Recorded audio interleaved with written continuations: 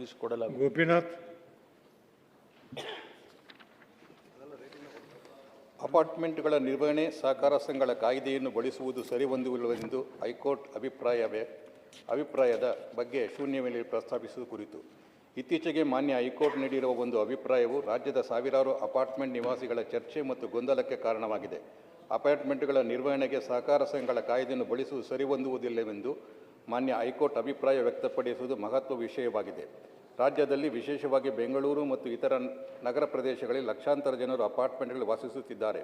ಹಲವು ವರ್ಷಗಳಿಂದ ಅಪಾರ್ಟ್ಮೆಂಟ್ ನಿರ್ವಹಣೆ, ಮೇಂಟೆನೆನ್ಸ್, ಸಾಮಾನ್ಯ ಸೌಲಭ್ಯಗಳು ವ್ಯವಸ್ಥೆ, ಆಡಳಿತ ಸಹಕಾರ ಸಂಘಗಳ ಕಾಯ್ದೆಯಡಿ ಸಂಘಗಳು ನೋಂದಾಯಿತವಾಗಿವೆ.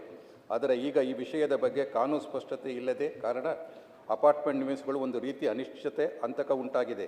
ಈ ಪರಿಸ್ಥಿತಿಯಲ್ಲಿ ಅಪಾರ್ಟ್ಮೆಂಟ್ ನಿರ್ವಹಣೆ ಹೇಗೆ ನಡೆಯಬೇಕು, ಆಗಲೇ ನೋಂದಾಯಿತ ಸಂಘದ ಸ್ಥಿತಿ ಏನು, ನಿವಾಸಿಗಳ ಹಕ್ಕು ಮತ್ತು ಕರ್ತವ್ಯಗಳು ಯಾವ ರೀತಿಯಲ್ಲಿ ಮುಂದುವರಿಯಬೇಕು ಎಂಬ ಪ್ರಶ್ನೆಯನ್ನು ಜನರ ಮುಂದೆ ಉದ್ಭವಿಸುತ್ತಿವೆ.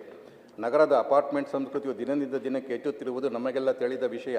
ಸಾವಿರಾರು ಕುಟುಂಬಗಳು ಒಂದೇ ಕಟ್ಟಡದ ಸಮುಚ್ಚಯ ವಾಸಿಸುತ್ತಿರುವುದರಿಂದ ಸರಿಯಾದ ಕಾನೂನು ವ್ಯವಸ್ಥೆ, ಸ್ಪಷ್ಟ ಮಾರ್ಗಸೂಚಿಗಳು ಇಲ್ಲದೆ ಭವಿಷ್ಯದಲ್ಲಿ ಹಲವು ವಿವಾದ ಸಮಸ್ಯೆಗಳೇ ಉಂಟಾಗುವ ಸಾಧ್ಯತೆ ಇದೆ. ಆದ್ದರಿಂದ ಸರ್ಕಾರವು ಈ ವಿಷಯದಲ್ಲಿ ಅತ್ಯಂತ ಗಂಭೀರವಾಗಿ ಪರಿಗಣಿಸಿ ಅಪಾರ್ಟ್ಮೆಂಟ್ಗಳ ನಿರ್ವಹಣೆ, ಆಡಳಿತಕ್ಕೆ ಸಂಬಂಧಪಟ್ಟಂತೆ ಸ್ಪಷ್ಟವಾದ ಕಾನೂನು ಮತ್ತು ಮಾರ್ಗಸೂಚಿಗಳು ರೂಪಿಸುವುದು ಅತ್ಯವಶ್ಯಕವಾಗಿದೆ.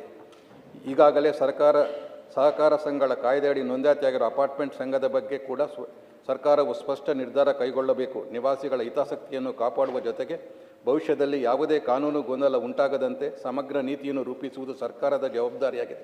ಆದ್ದರಿಂದ ಮಾನ್ಯ ಸರ್ಕಾರವು ಈ ವಿಷಯದಲ್ಲಿ ಪರಿಶೀಲಿಸಿ ಅಪಾರ್ಟ್ಮೆಂಟ್ ನಿವಾಸಿಗಳ ಹಿತವನ್ನು ಗಮನದಲ್ಲಿಟ್ಟುಕೊಂಡು ತುರ್ತು ಕ್ರಮವನ್ನು ಕೈಗೊಳ್ಳಬೇಕೆಂದು ಸದನದ ಮೂಲಕ ನಾನು ಶೂನ್ಯ ವೇಳೆಯಲ್ಲಿ ಸರ್ಕಾರವನ್ನು ಒತ್ತಾಯಿಸುತ್ತೇನೆ.